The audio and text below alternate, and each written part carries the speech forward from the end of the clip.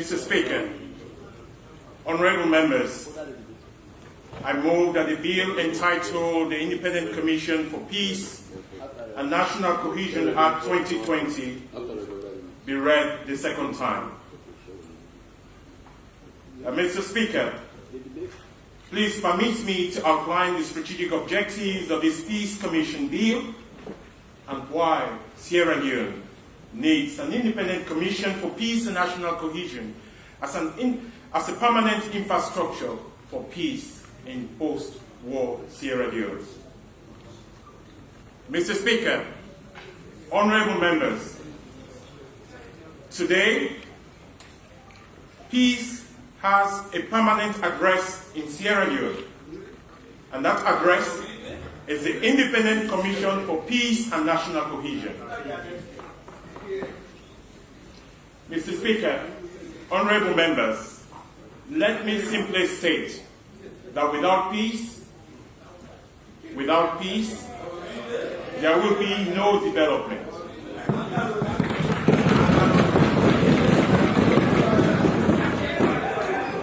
We all know that peace is a necessary prerequisite for sustainable development. And this is true for every community, every society, every country in the world. Sierra Leone is not an exception. So this self-evident truth, this global truism, is what has motivated the transformation of societies into peaceful, developed, stable, and secure countries. Mr. Speaker, honorable members, you will recall that at the state opening of Parliament in May 2018, His Excellency the President, Brigadier General Retired Dr. Julius Maada Bio, made the case for the establishment of an independent commission for peace and national cohesion. This was followed by the Bill360p 3 National Dialogue Conference in May 2019 that agreed on a roadmap for the establishment of the Independent Commission for Peace and National Cohesion. Mr. Speaker, let me take this opportunity to thank you in your capacity as Speaker and all honorable members of Parliament for participating in the Bill360p 3 National Dialogue Conference. Mr. Speaker, this bill today is a realization of the President's audacious vision to build and win the peace in Sierra Leone as the foundation for national cohesion and long-term national development.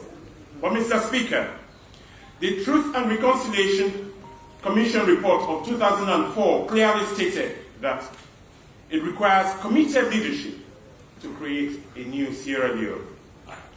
This is what this Peace Commission bill is all about.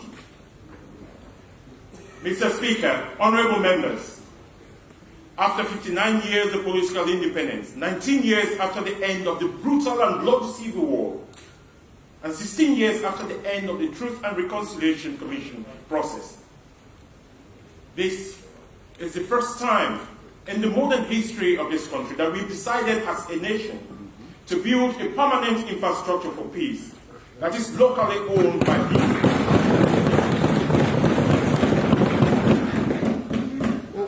A permanent infrastructure for peace that is locally owned by people as an inclusive agency that is developed to use our own societal, cultural, traditional institutions, resources and agencies to prevent conflict, manage and resolve conflict before they escalate into armed violence, and to promote and build and maintain sustainable peace. Mr. Speaker, honorable members, let me state very clearly here, we can never develop as a country. I repeat, we can never develop as a country. And no society or country, for that matter, I have to say, has ever developed without building an inclusive and participatory approach to national cohesion and long-term peace building.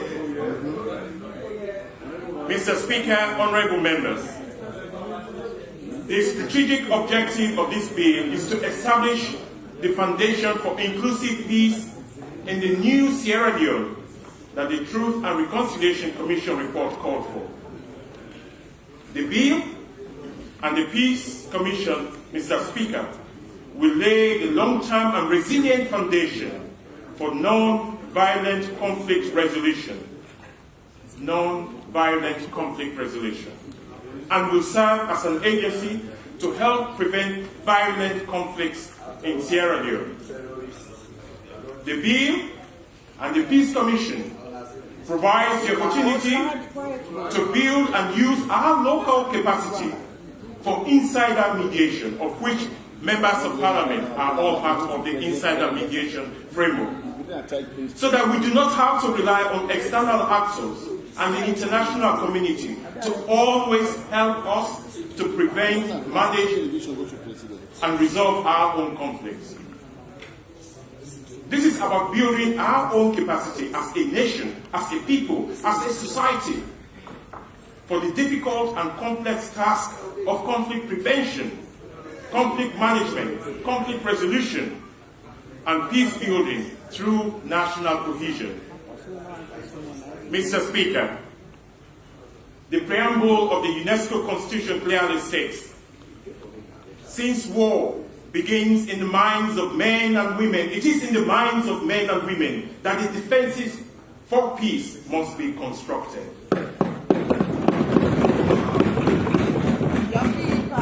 Honorable members, this bill and the Peace Commission will help to construct and build the defenses for peace and national cohesion in the minds of all Sierra Leoneans, in the minds of all members of parliament. Mr. Speaker, honorable members, now let me turn to the bill before you today. This bill is arranged in 6 parts, including Part 1, the preliminary provides for the interpretation of certain terms and expressions in the bill. Part 2 outlines the establishment and functions of the Independent Commission for Peace and National Cohesion. Part 3 outlines the functions and powers of the Commission. Part 4 outlines the administrative provisions, that is the administrative functions of the Secretariat and the Commission. Part 5 outlines the financial provisions, that is the funding of the Commission. And Part 6 confers the powers to make regulations for the purpose of giving effect to the provisions of this Act. Mr. Speaker, honorable members, let me use this opportunity to further briefly, and I repeat, briefly elaborate the specific and unique features of the Peace Commission bill. Firstly, the institutional and governance arrangement includes a commission that will operate and function as a body corporate, with the chairman of the commission and 5 regional commissioners for the East, West, North, South, and Northwest, and as well as an executive secretariat with an executive secretary, all appointed by His Excellency the President. Mr. Speaker, the regional appointment of the commissioners is to create a collective and inclusive ownership of the efforts to prevent violent conflicts and to build the peace. Secondly, the functions and powers of the Commission are clearly articulated and specified in Part 3, Article 2, Article 12, so that there is no ambiguity or duplication of roles and responsibilities with other existing government agencies and institutions. Thirdly, to prevent the Peace Commission from becoming a toothless bulldog, Article 12, subsection 3, vests in the Commission the powers, rights, and privileges of a High Court in a trial, only for the purposes of an investigation, and only limited to enforcing the attendance of witnesses, compelling the production of documents, and the request to examine witnesses abroad. Mr. Speaker, honorable members, this is similar to the powers, rights, and privileges vested in the Human Rights Commission of Sierra Leone Act 2004, Article 8(1)(a). But the important distinction here, Mr. Speaker, is that in the case of the Peace Commission, the powers, the rights, and privileges of the High Court are only limited to an investigation. Fourthly, Article 13 confirms the independence of the Commission, in that, in the discharge of its functions under this Act, it shall not be subject to the direction or control of any person or authority. Again, Mr. Speaker, this provision is similar to the Human Rights Commission of Sierra Leone Act 2004, which also guarantees the independence of the Human Rights Commission as stipulated in Article 14. Mr. Speaker, specifying the independence of the Peace Commission is a bold prescription to guarantee and maintain confidence in the independence, impartiality, and neutrality of the Commission in carrying out its mandate, free from political interference, and at the same time maintain its institutional and financial independence. The independence of the Peace Commission is important if the Commission is to build and secure national and international confidence, credibility, and legitimacy in the years to come. Mr. Speaker, honorable members, let me conclude by encouraging a bipartisan support for this bill, because peace and national cohesion are in the national interest. Peace and national cohesion are in the national interest. Mr. Speaker, I am aware that honorable members of Parliament are every day in the forefront in their constituencies and at national level involved in conflict prevention, conflict management and resolution, as well as everyday peacemaking and peace building. So this bill before this noble House is to support the work and mandate of honorable members of Parliament who are in the first line of defense for conflict prevention, peacemaking and peace building.